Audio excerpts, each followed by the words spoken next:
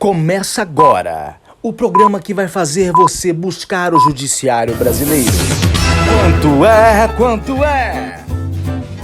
Fala pessoal, sejam muito bem-vindos a mais um programa Quanto é? O programa que vai fazer você conhecer o valor das indenizações no Poder Judiciário brasileiro. Todos os casos aqui trazidos por mim são casos verídicos e isto não é um programa de humor. Imagina comigo a seguinte situação: você vai até um profissional da medicina, um cirurgião plástico, com o objetivo de modificar a estética dos seus seios. E, infelizmente, você se depara com uma deformidade, de modo muito contrário àquilo que você gostaria, obviamente.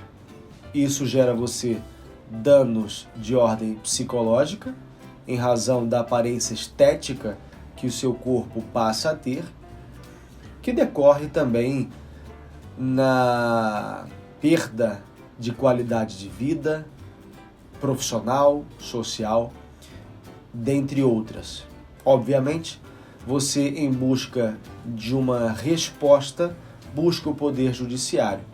E aqui nós chegamos ao ponto alto do nosso programa Quanto é? Porque eu quero saber de você qual é o valor da indenização arbitrada nesse tipo de caso. Opção A, R$100 mil. Opção B, R$10 mil. Opção C, R$5 mil. Opção D, R$20 mil. Você já sabe como funciona, você vai ter um tempo para pensar. E eu estou falando a respeito de erro estético derivado de cirurgia estética, cirurgia realizada aí por médico cirurgião plástico, em razão do caso Wesley Murakami, um médico de Goiás que foi condenado a 9 anos de prisão por ter causado diversas lesões corporais, e foi com base no crime do artigo 129 da Lei 2848 que a condenação foi imputada a ele, em períodos relacionados aos anos de 2013, 2017 e também 2019. E esse médico, ele prometia deixar os pacientes com rostos de pessoas famosas. Um dos pacientes disse que a promessa era de que ele ficasse com a cara do Cauã Raymond, aquele ator da Rede Globo. E o que aconteceu foi bastante diferente.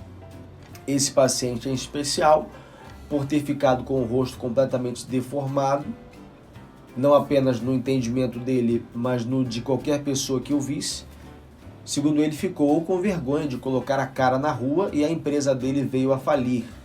Então, quando a gente vai analisar situação por situação, você vai ter experiências diferentes. E eu menciono isso porque no momento de arbitrar uma indenização, especialmente a título de danos morais, é importante que o advogado ele esmiúce detalhadamente o fato individualizado, ainda que sejam muitos os pacientes lesionados, porque é a individualização do fato que fará com que a indenização possa ser maior ou menor. Então, você vê agora na tela alguns rostos de pacientes que foram divulgados ali no site do G1. Eu confesso a você que, em uma visão inicial, o único que tem uma deformidade, pelo menos de modo aparente, é o rapaz do meio. Eu já vi várias pessoas na rua com aparência semelhante à moça da esquerda e à moça da direita. Mas daí a importância da prova pericial. Qual é a prova utilizada para definir se houve ou não uma falha no procedimento estético? A prova pericial.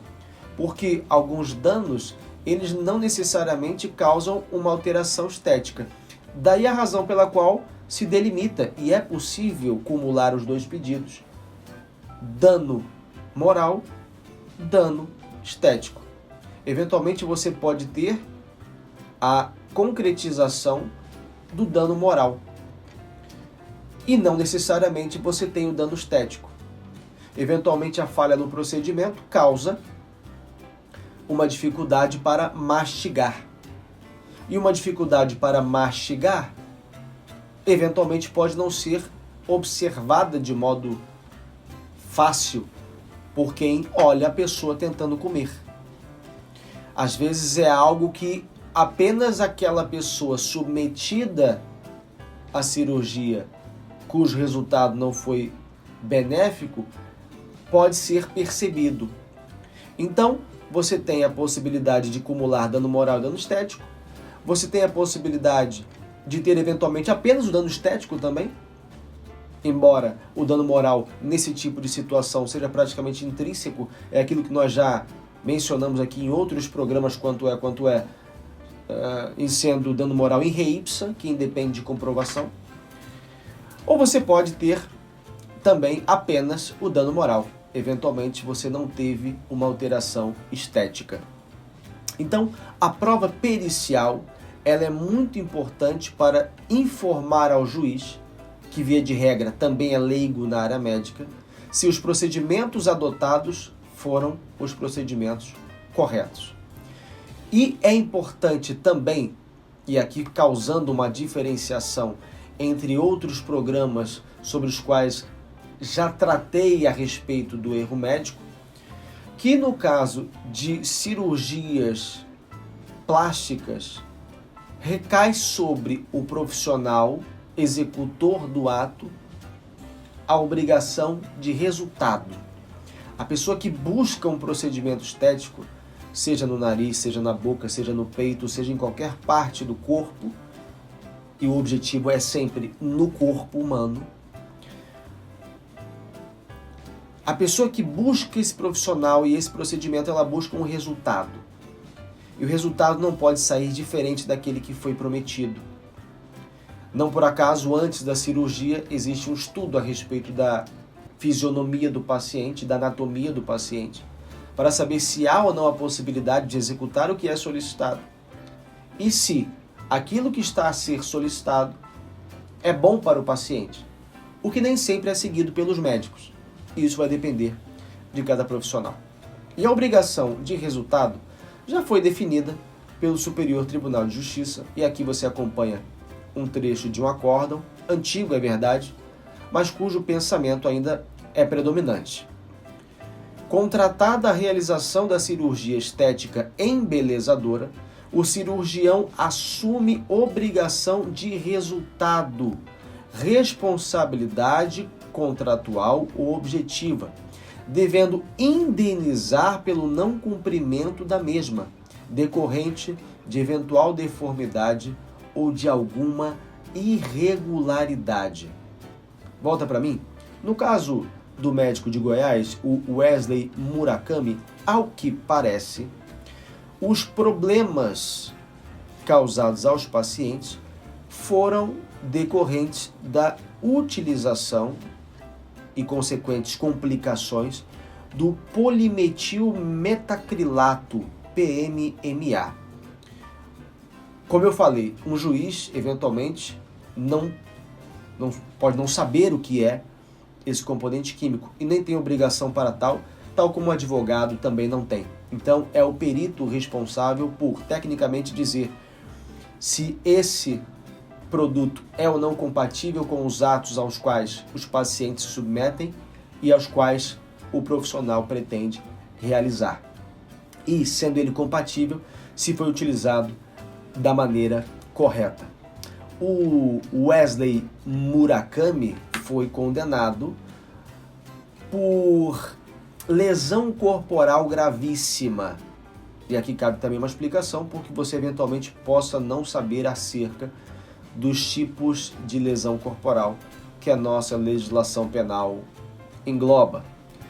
O artigo 129 da Lei 2848 trata a respeito da lesão corporal considerada leve. Se você continuar a leitura, você verá que existe na sequência o parágrafo 1º, E aí você tem a lesão corporal grave.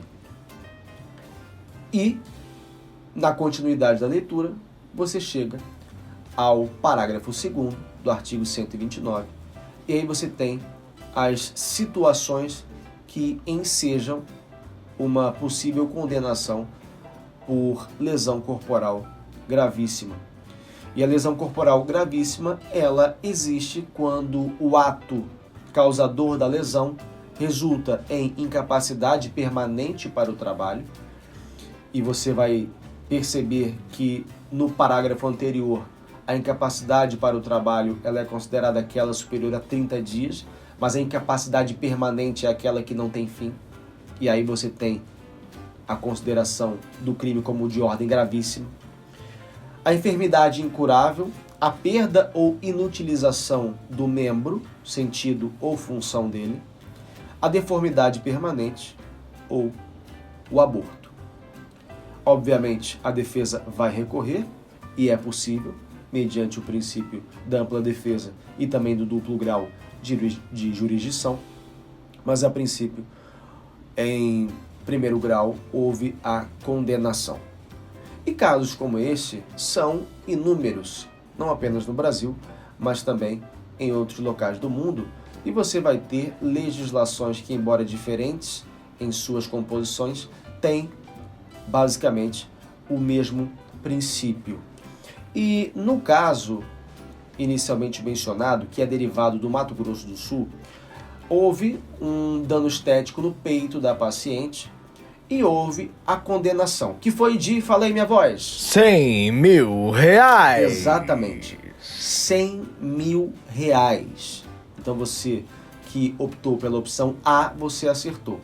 E aqui houve uma divisão, 60 mil reais a título de danos morais e 40 mil a título de dano estético.